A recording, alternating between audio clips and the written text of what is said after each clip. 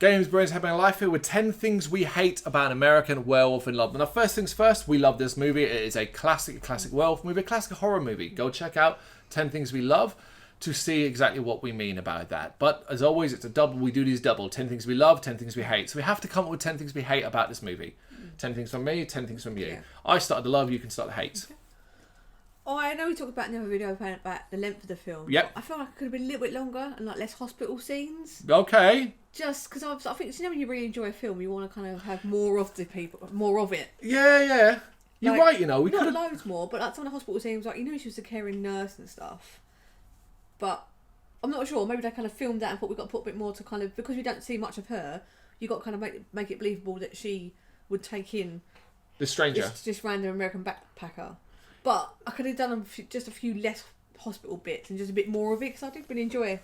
I will. I haven't got it, but I'll agree with you. Their actual hospital scenes are too many. Particularly, you could have maybe done a few more with them in the flat at home if you wanted to build their relationship. Yeah. No, it's a good one. It's a good one. My next one. All right, we're starting off with a serious one because I'm... So basically, I fucking hate... If you were to say to me, what is the worst horror movie creature or villain, I will always go a werewolf. Simply because I think they're incredibly limiting. There's very little you can do with them. And anyone that's ever tried to mess around with it too much has inevitably flopped or failed. And it's no longer a werewolf movie. You're stuck in this whole person turns into a werewolf at a full moon. Lose control, silver bullets, all that crap. You can remove parts and add new parts, as we saw. I think there was a movie called Howl a few years ago that had these werewolves that were more humanoid and could come out in the day. And I fucking got so mad about that. You're not a werewolf anymore. You're just an angry person who's a bit hairy. You're stuck with werewolves. You have to stick to tradition. Yeah. You have to stick to tradition, but it's so limiting that tradition because ultimately all it is a werewolf. Part-time monster. Only once a month. That's almost what it's like as well. You know. You can't even go down the route of having an emotionally crux story about it because we've had that with vampires. Yeah. So you're only copying that thing. I think they're so limiting, and I think the amount of good werewolf horror movies you can count on one hand, with the amount of bad you can count on more. I can't even picture like. We'll get a bit further with that somewhere else. Yeah. Okay, that's it. General disdain of werewolf movies. I hate the fact that when I go in to watch An American Werewolf in London, that still overriding feeling that I just don't like werewolves always sticks with me. Yeah. And be honest, if it was more werewolfy, I probably wouldn't love it as much. But thankfully, it's characters and story and stuff like that. Yeah. I felt the villagers seemed wasted. Like not much was in the lore was explained. I know, like you don't explain everything, but again, I just wanted more from it because say like I not like loads of notes. That's the whole point. They were very closed-mouthed. You know, they don't want to explain what's going on. They were too mysterious. Let's be honest, they were too mysterious. I think a bit more sort of. I don't know, maybe sort of like hushed aside or something, or a flash of someone's been attacked, kept away to one side, or just someone who had scars, maybe. Yeah, just some sort of like a few more nods to. Well, they couldn't have scars because if they'd been attacked, it'd be a werewolf themselves. Yeah, some sort of nod. See, limiting werewolves. Yeah, you can't even do that. Yeah. So that was my thought on it. I agree with you, but I wrote basically, it's more of a question as to plot development. It has to happen. You have kicking them out of the pub. Why? Why did they kick them out of the pub? Really? If there's a werewolf out there and you know the dangers that come with it and the risks, wouldn't it be better just to keep them in the pub, have your food, have some drink? Yeah, even the woman's like, "What? We can't send them out there." And it's all like, "Oh no, we keep to ourselves and all that." It's like, but aren't you causing more of a problem? Especially when you hear the wolf howl. You know they're going to be walking. You know they run the risk of getting attacked. Unless they want to kind of, I don't know, get that because obviously it kind of goes on and on. They killed one. But what I'm saying is, they wanted to get rid of it. Then why did they then come out afterwards? They felt bad. Probably, yeah. They probably like reneged on it. The whole point was it was never. It ties into your mysterious thing. They're too mysterious, too this, that, whatever. You know. I don't really get that. Yeah. Yeah, but they needed to be kicked out, otherwise wouldn't have. So it seems like it's one of those. We haven't got a great reason for it, but we need to put it in because we need to further the plot. Yeah. Yeah. Perhaps they'll be safe in the rain. No one brought them here. No one wanted them here. You could have told them. Are you daft? And what do you think they'd say? They'd think us mad.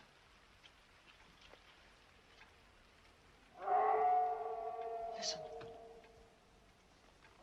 Do you hear it?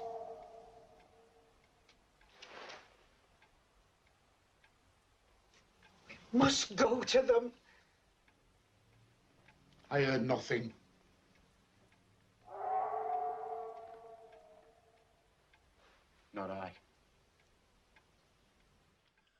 Talking of which, then this actually really annoys me. So, and you can say, well, they were talking, so they're distracted. David and Jack literally just stopped walking off the path. Something supernatural. Oh, I see. And they were too embarrassed to talk about it because they just felt so silly. They were ashamed. Yeah. Oh, please, don't rain. Oh, of course. Oh, David. Yes, I'm well aware of how pleasant the weather is in Rome at the present time. Thank you. Santa Lucia. Santa Lucia.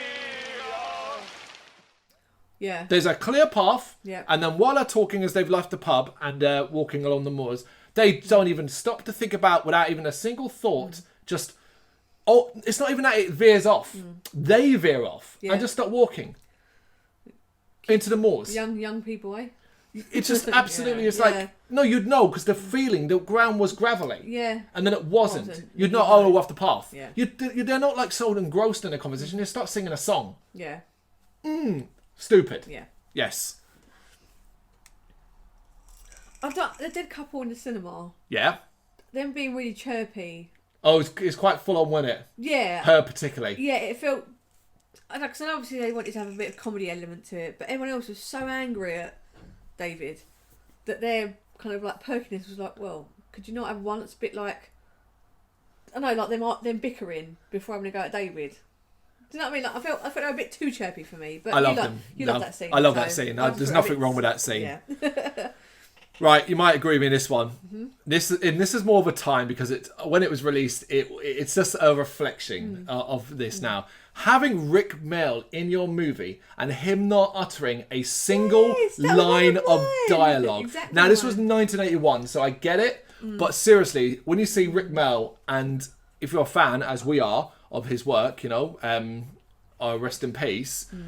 It's just like you're waiting. He hasn't got to say anything. He doesn't even say a line of dialogue. No, I was like, that's definitely one Nothing. of mine. Yeah, Just Rick Mail saying no lines from Rick Mail. nothing. Not even a line of dialogue. No, I was like, oh man. Just like, yeah. But it was funny seeing Brian Glover, because obviously they'd be together in an episode of Bottom. So Of that was course. quite funny to go, aha. Yeah, they were in a great episode together. Yeah. Yeah, absolutely. Yeah, so at least we got that. Yeah. All right, we doubled up, so I'll go again then. Yep. Right. This is actually a scene I forgot about until we watched it. David has a dream. And it's a dream within a dream, which, if you know me, I fucking hate dreams within a dream. It's cheap. It's a cheap way to get a jump scare. Fuck you for doing that. Yeah. And it was a cheap jump scare as well. However, the masked werewolf gunfight, who look like SS soldiers, is so dumb and so out of place. Yeah. The werewolf masks you get because of the werewolf thing, but why are they in guns and why are they in Nazi uniform or like similar to Nazi uniforms? There was no real link to There that. was nothing to it. Obviously, the fact you're away from your family, so you can just take say a it's a homesickness. vivid dream. Yeah. Like, I reckon homesickness would have made him think about his family. Not only that as well, it's his family who we hadn't even met. We had no, that from the moment that scene goes, you would not actually know who that was. There's no correlation. It's just and it's like, oh, it's a dream. And he wakes up, and then it's Alex, and she opens the curtains, and then she gets killed, and there's the dream again. Yeah. That's one of the worst scenes in the movie, I think. Yeah. Going to bite you very badly. Get the door! I'll get it. Song for tonight. What do you say? All right. Hold your horses. All right already.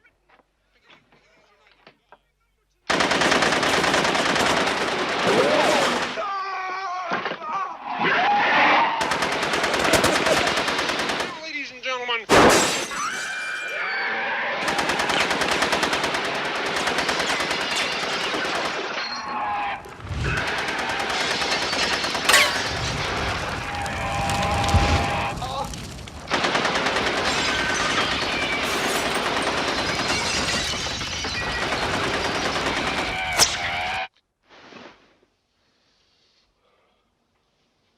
Hello? Have you been up long? I've just had a nightmare. Not to worry, I've just the thing.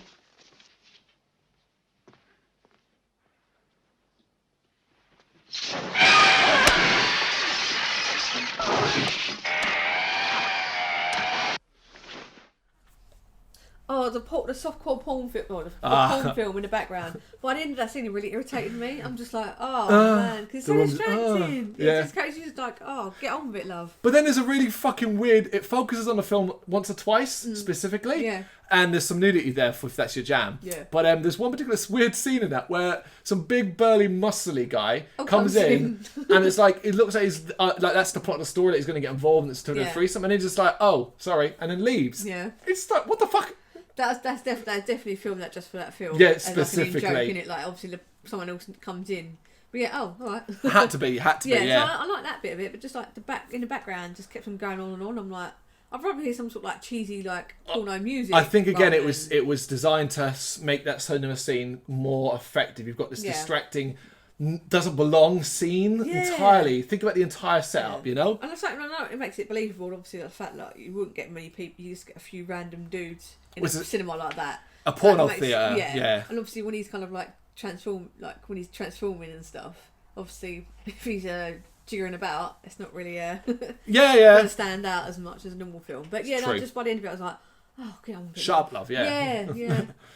Talking about nudity, one of the things that make you do remind you it's of a time is a certain scene where David is naked running through the zoo and hides in the bushes and calls over a little boy to steal his balloons. Yeah. It's certainly of a time. You can't really imagine that, you know. Hey, little boy, you know, come over here. I'll give you £1. I'll give you £2. Yeah. You know, it's like, oh, this is weird. It's a silly one, but it just kind of reminded me. I was like, oh, this is of a time. Yeah. I've been linked into that one.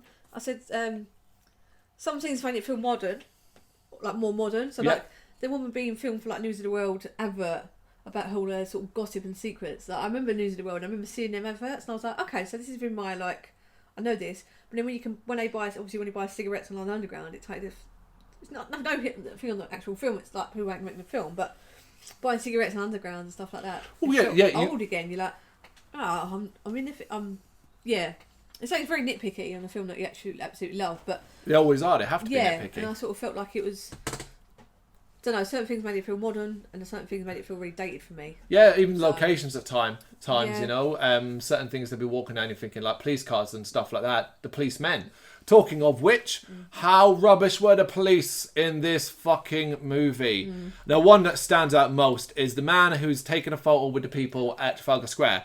And David goes up to him and basically says, I've killed 6 people and so on. And this policeman, no matter what David tries to do, will not arrest him. Crowd of people, and he's saying arrest me and all that. Now, I get it. Some guy comes and says I killed 6 people. You're not going to be like, oh my God, handcuffs. But that's something... The guy, 6 people are dead. The guy says he did it. You kind of have to take that shit seriously. And there's no kind of making viral videos back then, like for a prank or something. Yeah, that was it. It's a prank. And it's like, but as a policeman, you would have training, and you'd be able to look at a person and go, doesn't look like he's playing a prank. He looks distressed, upset, like he's bad policeman. You know. In link to that, I thought like the comic relief for the police officers was wasted. They were almost pointless, weren't they? They had one scene where he's like knocking stuff over. Yeah, that was me. Yeah, that was me. Kiddie dishes, noisiest thing you can knock over.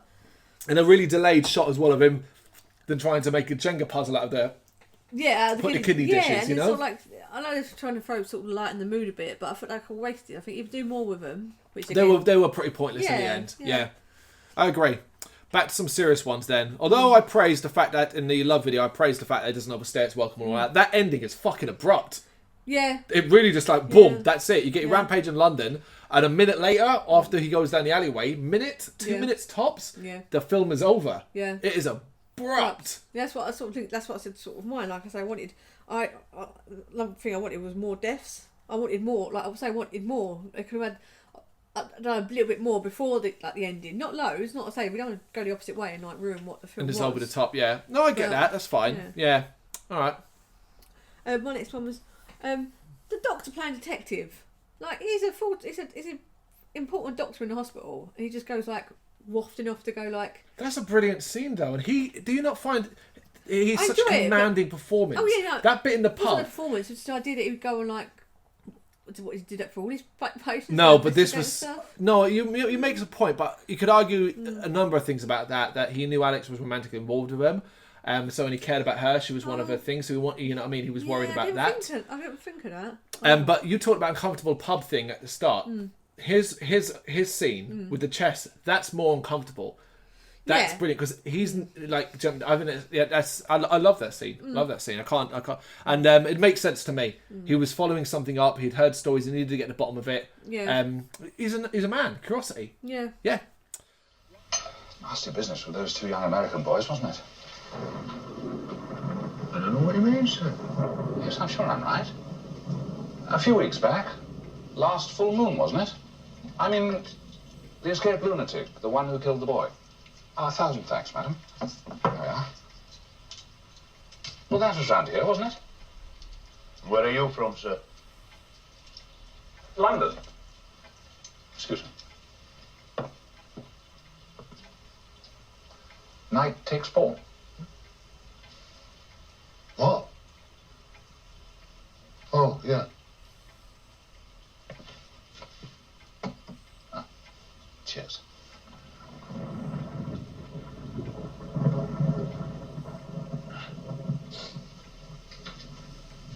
Oh, what's that? Oh, that's been there for 200 years, sir. We were going to paint it out, but it's traditional, so we left it. I see. So, you've heard nothing of this incident? Incident? The murder? You a police officer? Oh, good Lord. No, I'm a doctor. I work in the hospital where they brought the Kessler boy. He was talking about werewolves, monsters. I happened to be in the area, so I thought... You thought what? I thought I'd look into the boy's story. Story about werewolves? Really, sir? Right. I hate that American Werewolf in London was so popular and so loved that it spawned a sequel, as they all do. Now, thankfully, it's only ever had one sequel, and it's called An American Werewolf in Paris. I've never seen it. And, I have. I also reviewed a review for the site, and oh my fucking God. It's literally like going, oh yeah, that's what people liked. Let's do none of that. So, for starters, it's leads, the woman and the man. The man's utterly forgettable. The woman is the werewolf, who is fucking revealed to be the daughter of David and Alex, because she ended up pregnant. Oh. Which really made me mad. Her name's like Seraphine as well. Seraphine. And it's like, oh, you're not even trying. You're not even trying. But the biggest, other than being utterly boring, having horrible softcore porn scenes, a terrible thing about a club where werewolves hang out, they CG'd up the werewolf.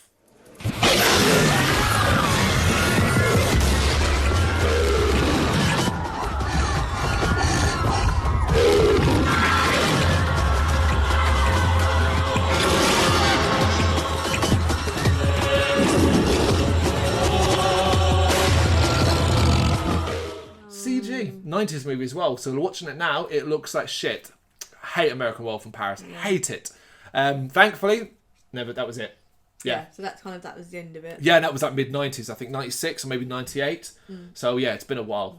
Yeah. And this is one I feel is pretty safe from a remake. Oh yeah. I feel like it's pretty safe. Yeah, I think you people... never say never. Yeah. Yeah. You can't say anything now, can you? Yeah, got one more. I've got one more. The ages of the actors, I thought, if they're probably younger 20s, I think they looked a bit older. Okay. I get what you're saying. We talked about this during Some of the decisions they make, and the fact they kind of go off, like I say, they go off road, they go backpacking with not much equipment, clearly, because they can't camp. That kind of thing was like you do if you were like younger 20s, and she's a nurse, she's quite younger, so I think they could look a little bit younger. Yeah. I agree. There's one particular scene that where it doesn't quite marry, and it's where David decides to call home and call mummy and daddy and say he loves you to his little sister and all that. He's talking like he's an 18, 19-year-old. Yeah. But his face and thing says 30. Yeah. I agree. So, yeah. Yeah. Last but not least then, it set the bar for werewolf horror films. And sadly, there hasn't been better one since. And I thought about this because there is one other werewolf horror that I do really like. Don't love, like. But it's not better than this. And the fact there's not been a better werewolf horror since 1981. This one is really fucking bad. Yeah. And it's a positive for this movie that it set the bar so high, but it's a negative is that no one could ever really follow it. Yeah. And the best version, the best kind of modern werewolf horror that I can say I like a lot is Dog Soldiers. Yeah. Neil Marshall, Neil Marshall, the director, the Descent guy, and stuff like that. And it's a good movie I enjoyed that one. that uses a lot of inspiration from this for like comedy, and it's got some great performances and stuff like that. But it's the bar was set, and we have not been beat. It's not been better since, and I don't think it ever will. Generally, don't think it ever will because it's a werewolf. There you go. There's a 10 things we hate about An American Werewolf in London. Make sure you check out the 10 things we love and all the other videos as well. Hit that like and subscribe button, and thank you for watching.